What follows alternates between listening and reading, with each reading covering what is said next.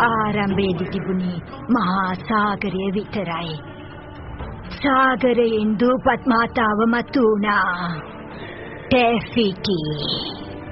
ඇගේ හදවතට මේ ලෝකේ බලවත්ම ශක්තියක් තිබුණා. ඒට හැකියාව තිබුණා ජීවය ඇති කරන්න.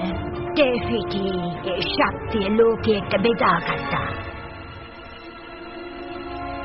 ඒ කාලයකට පස්සේ සමහර අය ටෙෆිටිගේ හදවත ලබා ගන්න උත්සාහ කළා. ඔවුන් හිතුවා අය ලබාගත්තොත් මැවීමේ ශක්තිය එයාලට ලැබෙයි කියලා.